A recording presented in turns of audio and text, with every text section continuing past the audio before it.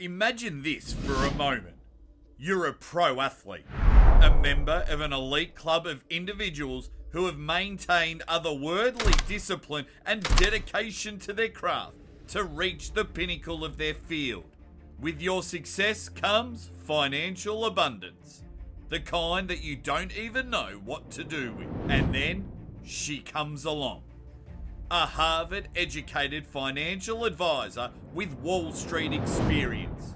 She promises to manage your finances down to the very last penny, allowing you to enjoy the fruits of your labour, safe in the knowledge it's being invested in the right place.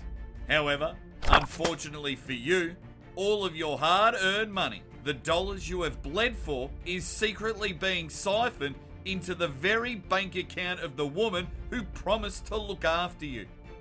Today, we'll explore the rise and meteoric fall of a woman who built a multi-million-dollar empire doing exactly this.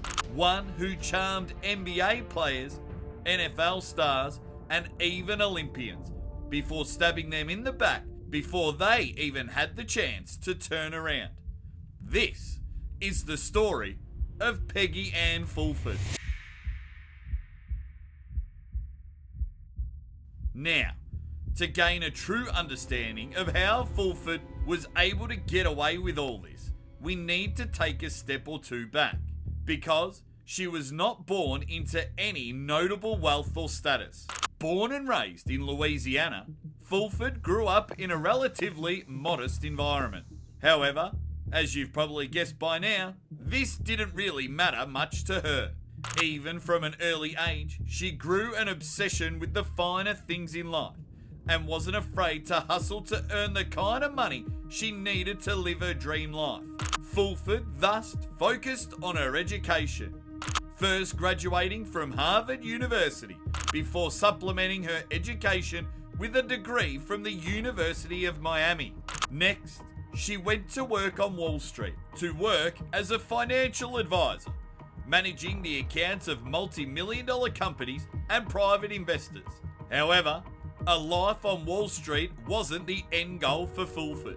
She actually wanted to help the world's best athletes, notorious for blowing their money before it even landed in their accounts, manage their finances for longer-term security. And in the early 2000s, she would land her first client, NBA star Dennis Rodman. You see, at the time, Rodman was struggling with his money. The pressures of being in the limelight, having no spending restrictions, and the lack of a long-term investment strategy had put his bank account and his life into complete chaos. But, almost like an angel, Fulford swooped in to save him. She promised to personally manage his finances, everything from his spending to his taxes to a long-term investment strategy would be taken care of, so he could finally feel some control. Oh, and the best part? She would do it all for free, as she was already wealthy, having worked on Wall Street. She told Rodman that she just wanted to see him realise the same financial freedom that she had. And, as you might expect, Rodman ate this story up and hired her almost without second thought, ready to finally get rid of the financial shackles that had been keeping him prisoner for so long. Now, there was just one problem. Everything I have said up until now was a complete lie. Fulford never graduated from Harvard. She never even applied to be there. She never worked on Wall Street or had any financial planning experience. She wasn't independently wealthy, nor had she had any measurable success in her life up until this point. Everything was a complete farce, designed to lure in those who had actually achieved something in their life. But the biggest lie of all was her promise of bringing these athletes out of the financial gutter. Because let me get one thing crystal clear.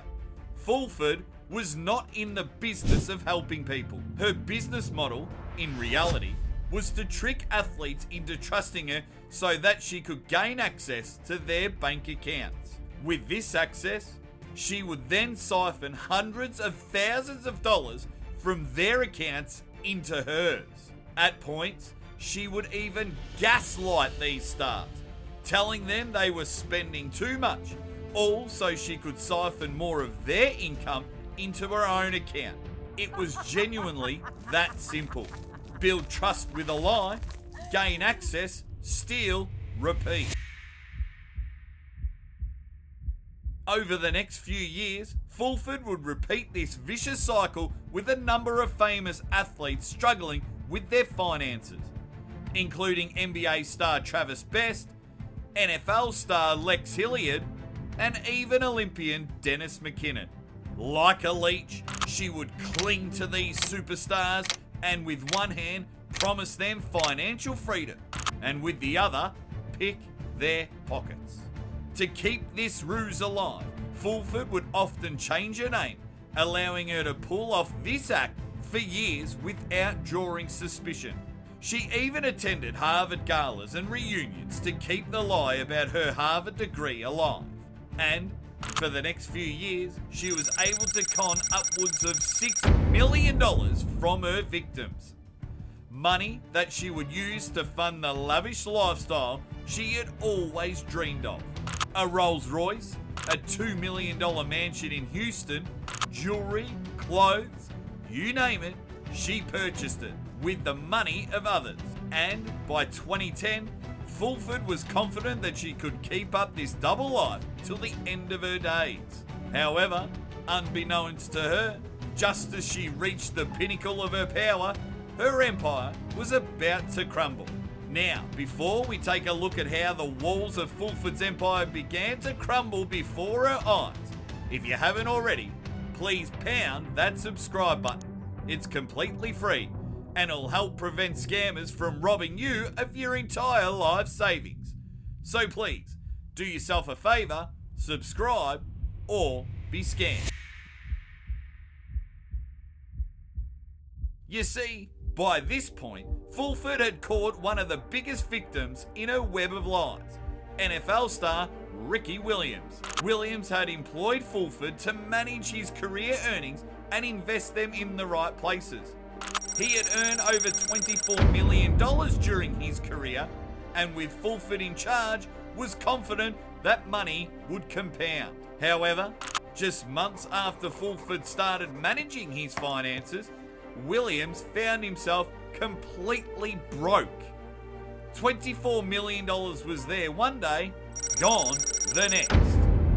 So, he began looking into what Fulford was actually doing with his cash, and instead of answers, he just found more questions.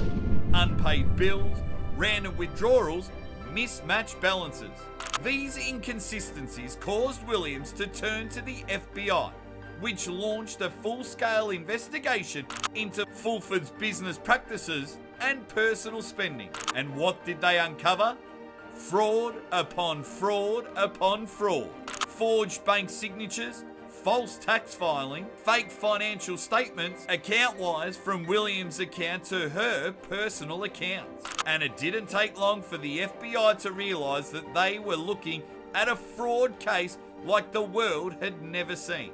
So, over the following weeks and months, the FBI built up its evidence, tracking every illegal move committed by Fulford, with the goal of building a bulletproof case against it. And with this evidence in hand, the FBI officially arrested Fulford in 2016 on the charges of wire fraud, interstate transportation of stolen property, and money laundering. Funnily enough, Fulford struggled to worm her way out of the truth when faced with it in court, causing her to plead guilty to all charges. And in 2018, she was given a 10-year prison sentence, as well as a restitution order of $5,794,870 to repay the financial losses her victims faced. She was eventually released from prison in 2023, and her current whereabouts are largely unknown. Ultimately, by deceiving those around her and throwing her morals out the door, Peggy Ann Fulford was able to con the world's best athletes out of millions of their hard-earned dollars. However, compared to the international heist that Alan Stanford was able to pull off, which left nurses, doctors, and teachers bankrupt, her crimes honestly don't look all that bad. Check out the video popping up on your screen now, and I'll show you what I mean.